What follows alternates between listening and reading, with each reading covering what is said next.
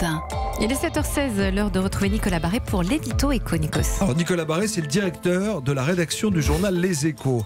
Et le gouvernement, j'aime bien le rappeler tous les matins, je ne sais, ça vous fait sourire, mais oui, mais c'est vrai, vous êtes le patron des Échos, donc vous savez de quoi vous parlez. Et le gouvernement a renouvelé le mandat de Jean-Bernard Lévy à la tête d'EDF. Ça veut dire quoi? Que ces défis sont gigantesques, car l'avenir de ce groupe public est aussi incertain? Oui, tout à fait. Vous savez, il y a un côté État dans l'État chez EDF. C'est un empire qui produit 85% de l'électricité française et qui gère le plus grand parc nucléaire du monde. Et pourtant, cet empire qui s'est longtemps cru absolument insubmersible est fragilisé. EDF a dû racheter la moitié d'Areva pour sauver la filière nucléaire française. C'était pas évident. Et puis la concurrence est à ses portes. EDF perd jusqu'à 100 000 clients par mois au profit de ses concurrents comme Total.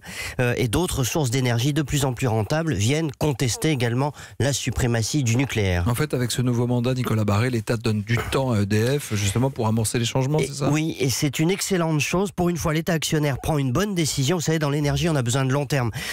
Quand EDF a construit son parc nucléaire dans les années 70-80, il y a un patron historique qui s'appelle Marcel Boiteux qui est resté pendant 20 ans. Et c'est ça qui a permis à EDF de construire le parc. Depuis, aucun patron d'EDF n'a jamais fait un deuxième mandat, ce qui est absurde dans cette industrie. On est aujourd'hui à nouveau à un moment historique. C'est pour ça que Jean-Bernard Lévy a besoin de temps. EDF, d'abord, doit prouver que le nucléaire de nouvelle génération, c'est-à-dire l'EPR, est une technologie rentable. Son immense défi, ça va être d'en faire la démonstration pour les politiques qui prendront la décision en 2022 à la prochaine présidentielle. Et puis d'ici là, donc, il faut que Flamanville, l'EPR de Flamanville fonctionne et soit un succès économique. Mais il faut des sous, et c'est pour ça que le défi est aussi financier, j'imagine. Alors voilà, EDF en plus est endetté, 34 milliards d'euros, mais il doit beaucoup investir dans les années qui viennent, ce qui va alourdir encore la dette. Il doit investir dans le parc nucléaire avec des réacteurs dont la durée de vie est prolongée jusqu'à 50 ans.